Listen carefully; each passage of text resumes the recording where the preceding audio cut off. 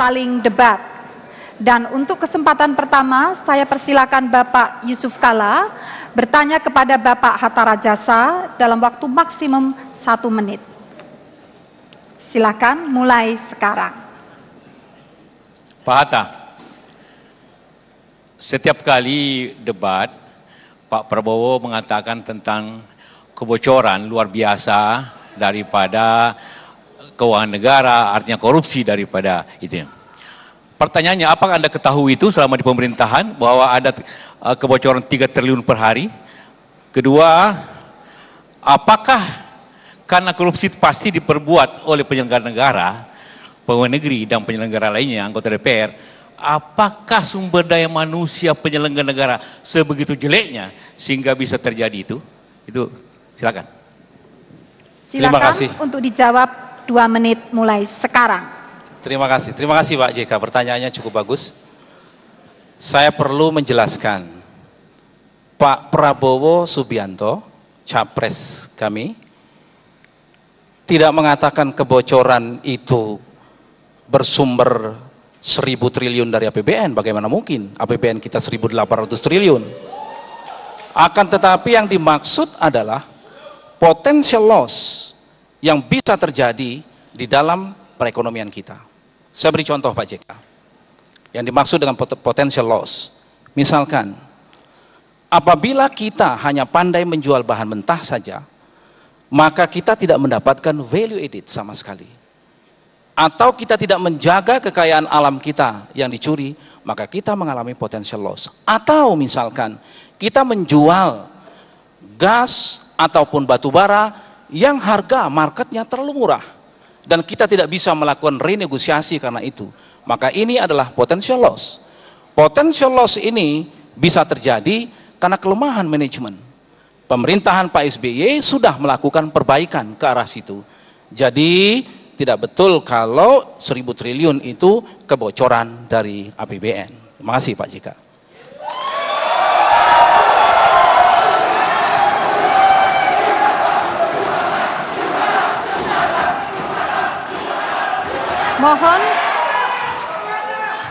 Mohon untuk menanggapi jawaban tersebut dalam waktu 2 menit mulai sekarang. Ya, kalau itu kebocoran tentu juga tercermin di KPK atau kejaksaan.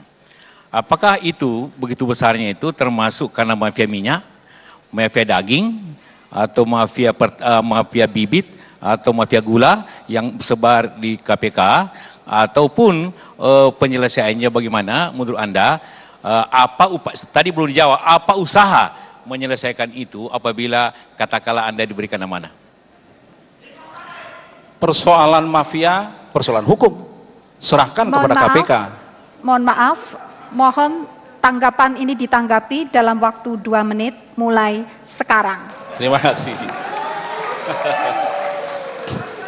Pak JK, apapun yang namanya mafia, mafia hukum, mafia minyak, mafia apapun, adalah tindak kejahatan. Serahkan kepada penegak hukum, KPK akan bertindak untuk itu. Akan tetapi kalau yang dimaksud adalah mengapa kita mengimpor minyak, Pak JK kan bagian dari pemerintahan KIP 1. Tahu mengapa kita mengimpor minyak. Bahkan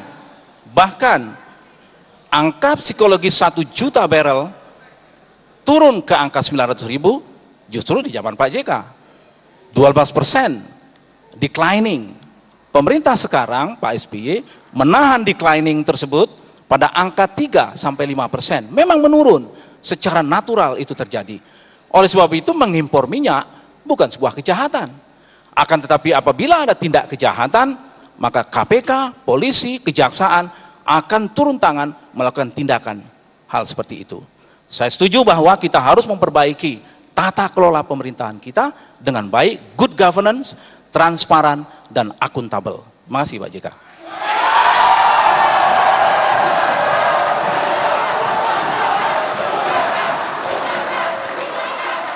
Terima kasih.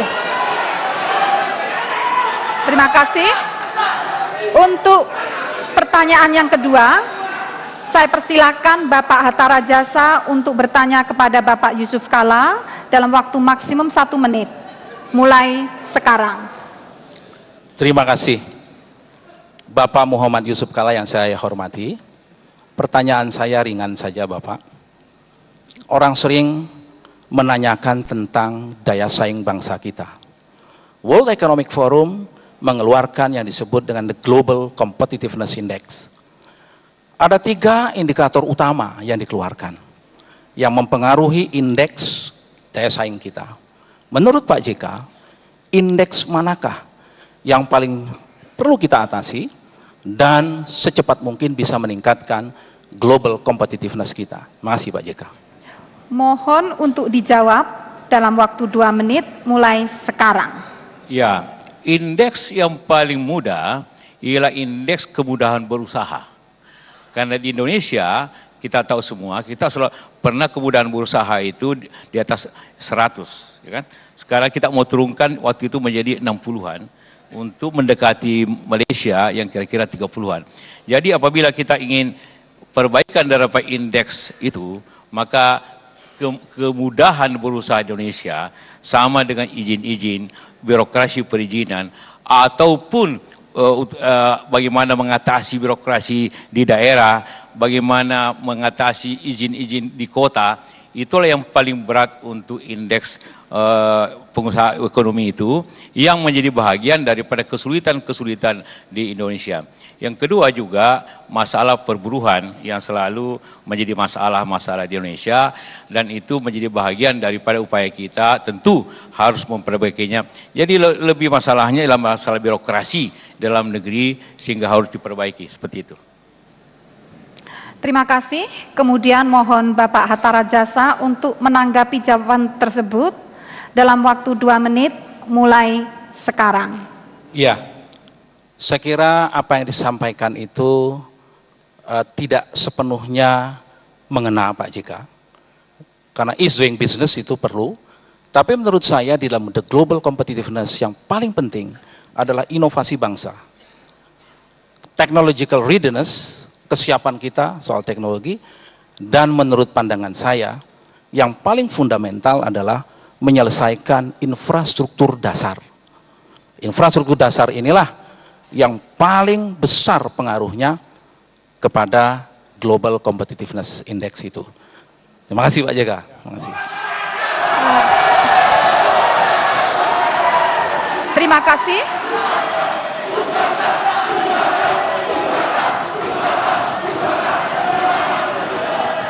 Berikutnya, saya mohon Bapak Yusuf Kalla untuk menanggapi tanggapan tersebut dalam waktu 2 menit mulai sekarang. Ya, tadi memang karena meminta pendapat saya. Dan dalam pembahasan-pembahasan juga di pemerintahan, waktu sama pemerintahan, itulah yang selalu menjadi bahagian upaya yang harus diselesaikan. Bahwa infrastruktur penting. Tentu pertanyaannya juga apa yang terjadi di dewasa ini. Karena pada waktu kita masih di pemerintahan, kita bikin listrik, kita bikin apa. Sekarang Anda tidak bikin soalnya, kan? Itu masalahnya juga. Jadi itu masalahnya juga, kenapa tidak terjadi. Jadi bahwa infrastruktur penting, tapi infrastruktur tidak hanya diucapkan, dilaksanakan Pak Hatta. Jadi kalau kita bicara akan, semua di sini bicara akan, tapi bagaimana melaksanakannya itu yang penting.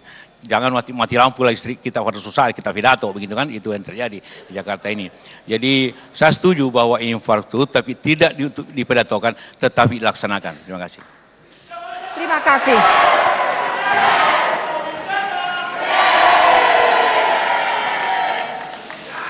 Terima kasih. Berikutnya kita lanjutkan segmen ke-6, masih tetap melanjutkan saling debat. Pertanyaan akan disampaikan diawali oleh Bapak Yusuf Kalla, bertanya kembali kepada Bapak Hatta Rajasa dalam waktu 2 menit mulai sekarang. Ya, ini juga ringan aja Pak Hatta. Pak Hatta, Anda kan pernah Menteri Ristek, ya. Pertanyaannya sederhana. Ristek itu inovasi, mengembangkan teknologi dan pencapaian sesuatu. pada saat Anda jadi menteri, inovasi apa yang begitu menggembirakan Anda, yang mengenang sampai sekarang, yang bermanfaat untuk bangsa ini sehingga perlu kita share untuk memberikan selamat atas inovasi itu? Mohon untuk dijawab dalam waktu 2 menit mulai sekarang. Terima kasih Pak JK. Sebelum inovasi, saya meletakkan dulu dasar-dasar kita untuk mengembangkan sistem penelitian, pengembangan, dan penerapan ilmu pengetahuan dan teknologi. Oleh sebab itu, tahun 2002 saya tuntaskan Undang-Undang Sistem Nasional Penelitian, Pengembangan, dan Penerapan Ilmu Pengetahuan dan Teknologi. Inilah sebagai dasar legal kita untuk melakukan spending pemerintah ke swasta dan juga dunia usaha bisa mengeluarkan dananya dan pemerintah bisa mengeluarkan insentif untuk itu. Dari undang-undang ini maka environment menjadi kondusif, mengembangkan triple helix dan sebagainya. Kalau Pak JK inovasi apa? Saya ingin sampaikan, yang pertama di bidang pangan, begitu banyak Pak JK temuan-temuan genetik modified di bidang pangan, padi terutama, yang diaplikasikan oleh LIPI dan BPPT yang bermanfaat, dan juga oleh perguruan tinggi IPB. Karena kami memfokuskan pada waktu saya, IPB fokus kepada pangan, ITB kepada material, kemudian dan transport di timur. Dan itu bermanfaat sampai sekarang dan tetap dijalankan. Dan yang kedua di bidang energi, Pak JK masih ingat saya menggagas tidak boleh lagi membangun pembangkit di bawah 15 megawatt tanpa menggunakan kolaborasi nasional kita. Dan itu kita bangun 2 kali 7 megawatt di Kalimantan Timur sampai sekarang berjalan. Saya sayangkan kalau kemudian kita membangun 10.000 megawatt yang 100% China dan tidak sama sekali membangun kemampuan dalam negeri kita. Nah, menurut saya bangga dengan itu Pak JK. Terima kasih. Terima kasih.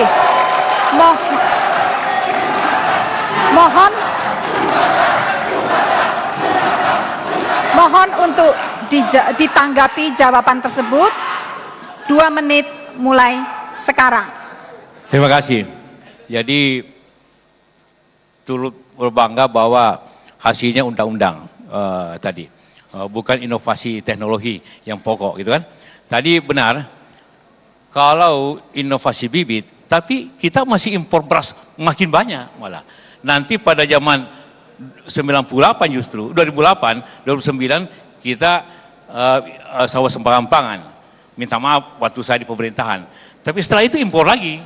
Jadi bagaimana terjadi bibit yang diciptakan itu ternyata impor terus seperti itu. Ini penting untuk diketahui bahwa memang kita harus konsekuen kepada pelaksanaan daripada hal tersebut untuk mencapai suatu swasembada, kontinuitasnya dan sebagainya.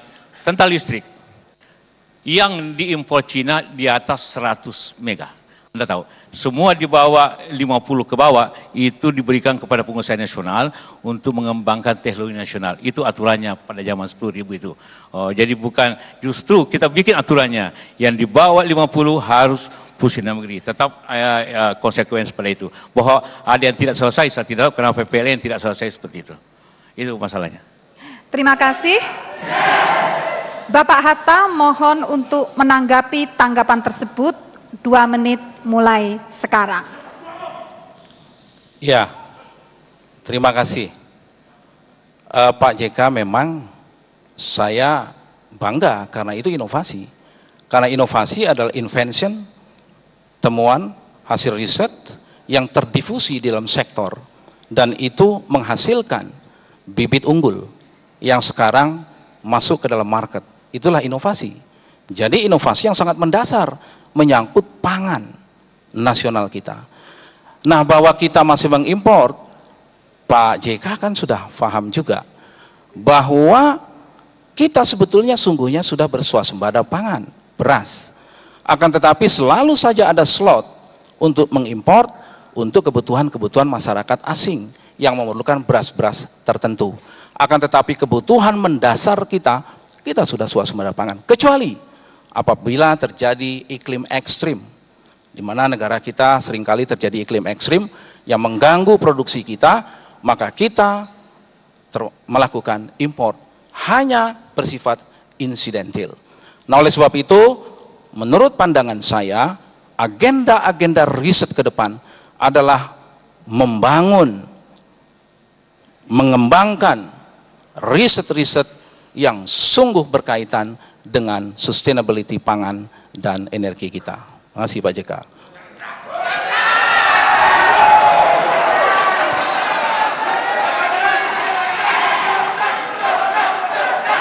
Terima kasih. Terima kasih. Kemudian giliran berikutnya saya persilakan Bapak JK, mohon maaf, saya persilakan Bapak Hatta Rajasa untuk bertanya kembali kepada Bapak JK dalam waktu 2 menit mulai sekarang. Terima kasih. Pertanyaan yang simpel saja Bapak JK. Saya membaca di dalam visi misi Bapak JK dan Pak Jokowi itu memang tidak lagi memperhitungkan atau menolak ujian nasional. Ini suatu perkembangan buat saya yang cukup menarik. Karena saya tahu waktu kita sama-sama di KIP, Bapak lah promotor utama untuk ujian nasional. Apakah ada suatu perubahan di Pak JK? Kalau ada perubahan, kira-kira hal apa yang salah dalam sistem ujian nasional kita? Terima kasih Pak JK. Terima kasih, mohon segera untuk langsung saja ditanggapi, menjawab. Mohon untuk langsung dijawab dalam waktu 2 menit sekarang. Pak Hatta, kalau Anda baca betul tentang visi misi kami, bunyinya adalah akan dievaluasi sistem pendidikan seperti kurikulum dan juga akan dievaluasi ujian nasional. Evaluasi itu boleh perbaiki sistemnya, boleh bobotnya, boleh apapun, tapi evaluasi tidak menghilangkannya dalam segera gitu. Jadi evaluasi, contohnya saja, dulu soal hanya 1, kemudian karena orang suka nyontek diberikan 2, sekarang soalnya 20 satu kelas. Dulu bobotnya 100% ujian nasional. Untuk lulusan sekarang, bobotnya cuma 60%, 40% ke daerah. Jadi didaerahkan. Tadi pertanyaan Ibu, bagaimana kesenjangan pendidikan di daerah-daerah luar biasa. Tidak mungkin kita perbaiki kesenjangan itu kalau tidak ada pemetaan. Dan pemetaan tidak mungkin diketahui apabila tidak ada ujian nasional. Dan ujian nasional itu merupakan sejarah lama. Bukan hanya sekarang, tahun 50-an sudah ujian nasional, tahun 60-an ada, tahun 80-an ada. Di negara-negara maju semua ujian nasional. Jadi kesimpulannya, ujian kurikulum, ujian nasional, semuanya secara bertahap selalu dievaluasi sesuai dengan waktunya. Sesuai evaluasi. Nah, itu maknanya untuk memenuhi tadi Ibu bahwa ada terjadi kesenjangan nasional, sehingga kesenjangan itu diatasi dengan pengetahuan dan pemetaan. Tanpa itu tidak mungkin kita atasi kesenjangan pendidikan nasional. Itu maksudnya. Terima kasih.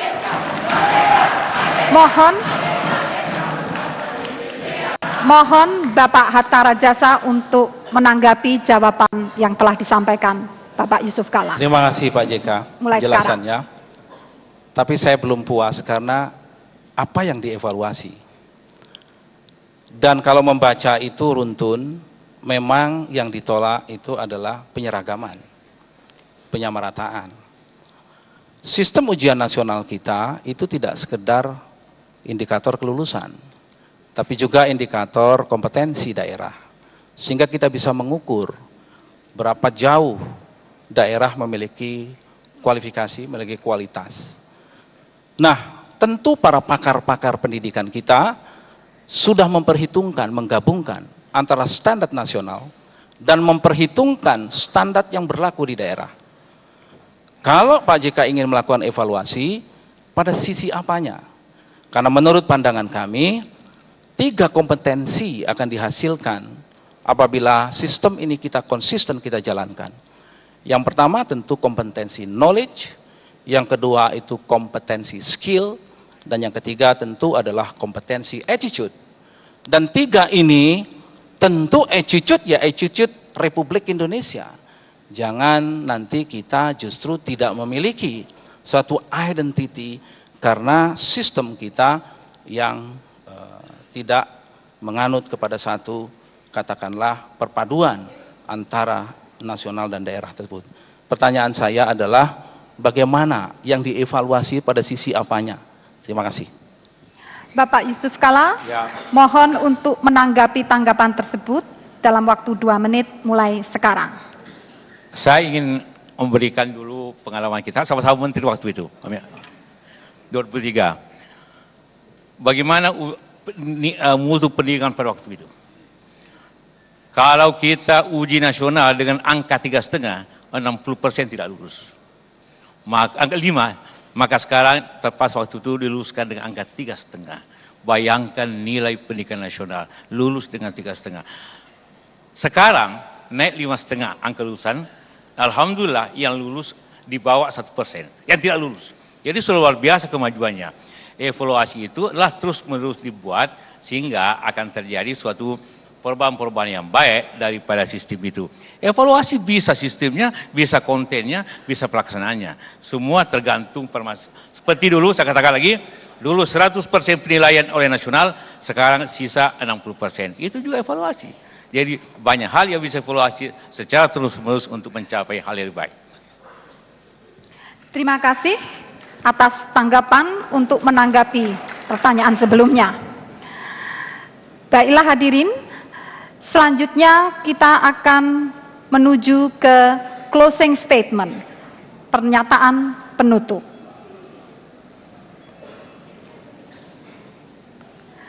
Namun, ya, menuju ke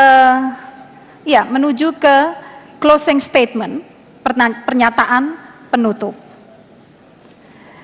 Saya persilakan kepada masing-masing calon untuk memberikan pernyataan, namun sebelumnya akan kita ikuti jeda berikut. Terima kasih.